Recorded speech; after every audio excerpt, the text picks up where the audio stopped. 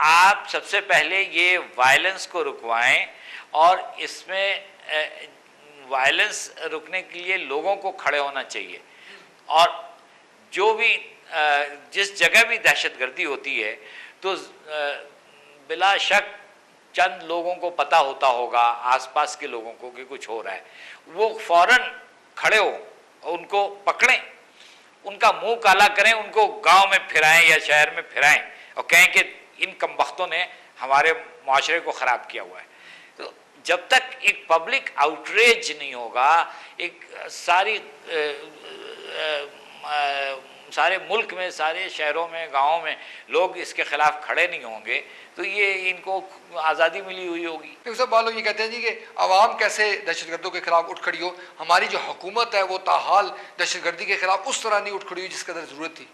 Government, मेरा ख्याल है कि हुकूमत जो है वो उनसे कोई, मैं नहीं समझता कि हुकूमत को उनसे कोई हमदर्दी है या उनके मकासद की हिमायत है, मगर इनकी कमज़ोरी है। कमज़ोरी ये है कि ये लॉ एंड ऑर्डर तो फेल कर गई है।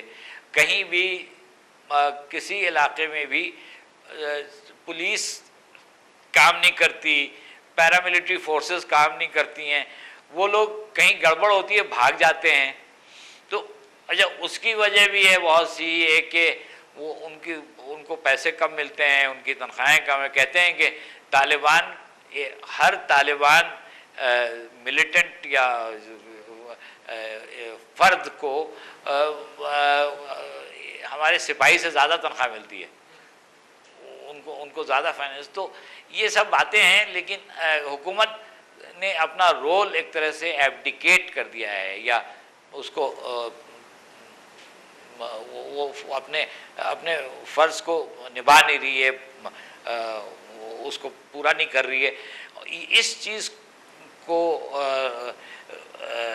अब क्या किया जाए, ये है ऐसी हालत। इसीलिए मैं कहता हूँ कि जहाँ हुकूमत फेल कर जाती है वहाँ पब्लिक को खड़े होना चाहिए।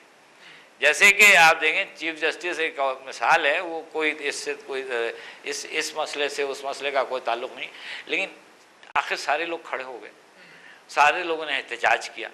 तो इसी तरह ये कौमी मसला जब हमारे सामने खड़ा हो गया है दहशतगर्दी का, तो दहशतगर्दों के ख़िलाफ़ सारी सोसाइटी खड़ी हो और हर जगह जहाँ भी ऐसी चीज़ होने लगती है उसको रोकने की कोशिश करे।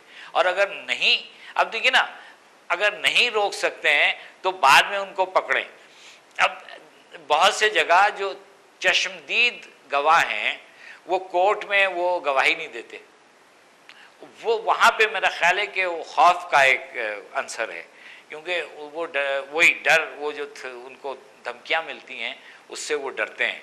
तो लेकिन मेरा ख्याल है कि वो कितनों को मारेंगे, चश्मदीद गवाह खड़े हों और कहें कि मैंने इसको देखा था, इसने ये किया। लेकिन साहब, अभी आप भी जो अलहदगी की बात कर रहे हैं, हम आइसोलेशन की बात कर रहे हैं पाकिस्तान की, बाद लोग ये कहते हैं जी कि पाकिस्तान इसीलिए आइसोलेट है बैन-अक़वामी बरादरी से कि पाकिस्तान ने दहशतगर्दी के ख़िलाफ़ फैसलाकुन इक़दाम नहीं किए, जिससे ये इम्प्रेशन मिलता है कि शायद किसी हद तक दहशतगर्दों के साथ हमारी हमदर्दियाँ हैं। तो ये जो पोजीशन है, ये हमारी पोजीशन हमें मशकूक बना रही है।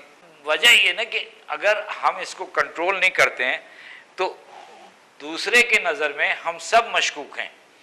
यानी वो पाकिस्तान का नाम सुनते ही कहते हैं कि भाई ये कहीं जेब से पिस्तौल तो नहीं निकाल लेगा यानी कोई शख्स भी वो इस शक से बरी नहीं है, या एक तरह से एग्जेम्प्ट नहीं होता है। तो हमें, अच्छा, इसका हमें और नुकसान ये है कि हमारे यहाँ इन्वेस्टमेंट नहीं आ रही है, हमारे यहाँ से फॉरेनर्स भागे चले जा रहे हैं। और इस वक्त जब चीन अपने उरूज पे है, हिंदुस्तान की इतनी तरक्की हो गई है, हम इस खित्ते में इस सारी डेवलपमेंट्स का फ़ायदा उठा सकते थे, हम अपने मुल्क में इसका फ़ायदा उठा सकते थे अगर हमारे यहाँ हालात ठीक होते। तो उसको हमें ठीक करने की ज़रूरत है, क्योंकि वक्त गुजरता जा रहा है। लेकिन सब बालों कहते हैं कि देखिए, अब माजी के बरक्स हालात तब्दील हैं, अब हुक्मरानों पर प्रेशर डेवलप हो रहा है मुख्तलिफ पॉकेट्स पर कि वो ज़्यादा जो अवामी दोस्त फ़ॉरेन पॉलिसी बनाए और वो फ़ॉरेन पॉलिसी पर अमल करें जो ज़्यादा अवाम दोस्त हो। जी हाँ, मैं समझता हूँ कि बहुत अहम रोल है इस वक्त मीडिया का, और मीडिया में जितनी भी चीज़ें होती हैं सामने आ जाती हैं, और इसी वजह से बल्कि मैं समझता हूँ कि इलेक्ट्रॉनिक मीडिया जो है उसके एक्टिव होने की वजह से प्रिंट मीडिया भी और एक्टिव हो गया है। पहले प्रिंट मीडिया भी बिल्कुल सोया सोया सा होता था, कोई खबर 2 दिन के बाद या 4 दिन के बाद छपे तो भी कोई फ़र्क नहीं पड़ता था। अब तो लम्हा ब लम्हा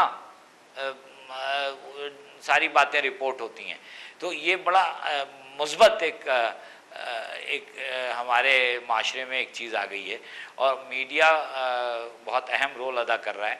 ठीक है कि मीडिया में भी बहुत सी खराबियां हैं, अभी तक वो अच्छी बातें जो हैं वो सारी नहीं हो रही, लेकिन मैं समझता हूँ कि मीडिया इस वक्त एक बहुत अहम रोल अदा कर रहा है और ये बेहतरी की तरफ हमें ले जा सकता है। लेकिन सब आखिरी सवाल है, बाद लोग ये कहते हैं, देखें जी हुकूमत की संजीदगी का अंदाज़ा इस हवाले से भी लगा सकते हैं कि ताहाल फॉरेन ऑफिस में इतनी हंगामी जो सूरत हाल है, इसमें कोई थिंक टैंक नहीं है, कोई ऐसा रिसर्च का वर्क जो बड़े पैमाने पे नहीं हो सकता। इवन के जो हमारे कोई ऐसे एक्टिव वज़ीर ख़ारजा भी नहीं है जिन खातून को वज़ीर ख़ारजा का मनसब दिया जा रहा है, उनका जो शोबा है वो इकनॉमिक्स है, और वो फॉरेन ऑफिस के और फॉरेन पॉलिसी के हवाले से कोई ज़्यादा आगाही नहीं रखती। जी हाँ, ये हुकूमत में जो जितनी खराबियाँ हैं उनमें से एक ये भी है कि फ़ॉरेन ऑफिस की इस वक्त सही नुमाइंदगी हुकूमत के पॉलिसी मेकिंग सर्कल्स में नहीं हो रही है, क्योंकि वज़ीर ख़ारजा नहीं है। और जो अब मैंने अखबार में देखा है कि मोहतरमा हिना रब्बानी को वो बना रहे हैं फुल फॉरेन मिनिस्टर, लेकिन उनको दूसरी जिम्मेदारियां भी दे रखी हैं, बोल तो वो, और दूसरे है कि उनका तजुर्बा कोई नहीं है इस शोबे में, तो अभी तो उनको वक्त भी लगेगा, और दूसरे वो उतनी कोई आर्टिकुलेट नहीं नज़र आती, हर जगह अपनी पोजीशन को वाज़ेह नहीं कर रही होती हैं। मैं तो देखता हूँ कि जो इंफॉर्मेशन मिनिस्टर है वो कहीं ज़्यादा एक्टिव है, चाहे जो भी आप कहें, दूसरे वज़ीर और भी सारे एक्टिव होते हैं, फाइनेंस मिनिस्टर है या जो भी। फॉरेन मिनिस्टर इस वक्त इस सारे सर्कल में समझिए जैसे कि एब्सेंट है, उसकी कोई मौजूदगी ही नहीं है, तो ये अफसोस की बात है। इसको दुरुस्त करना चाहिए, फ़ौरन दुरुस्त करना चाहिए। Centre for international strategic studies के executive director ambassador Ali Sarwar Naqvi sahab, आपके उनका बहुत शुक्रिया। नाज़रीन, हमारी आज की गुफ्तगू में आपने देखा कि हमने इसको मुख्तलिफ हवालों के साथ डिस्कस किया। हमने ये बताने की कोशिश की कि जो हमारी जो फॉरेन पॉलिसी है दरअसल वो लिंक कर रही है हमारी इंटरनल पॉलिसी के साथ, हमारी इंटरनल पॉलिसी लिंक कर रही है हमारी फॉरेन पॉलिसी के साथ। अगर हमने पूरी दुनिया में एक बाइज़्ज़त मकाम हासिल करना है तो हमें 2 काम करने होंगे। एक तो ये है कि हमें रियलिस्टिक होना होगा, दूसरे अपने अवाम के साथ झूठ नहीं बोलना होगा। हमारे हुक्मरानों को चाहिए कि वो अवाम पर एतमाद करें और झूठ के ज़रिए जो दूरियाँ पैदा हो रही हैं उनके ख़ात्मे की जल्द अज जल्द कोशिश करें। सिर्फ इसी सूरत में हम जो नए चैलेंजेस हैं उनसे बेहतर तौर पर ओहदा बराह हो सकते हैं। इसी के साथ अपने मेज़बान ज़हीरुद्दीन बाबर को इस्लामाबाद से इजाज़त दीजिए। अल्लाह हाफ़िज़।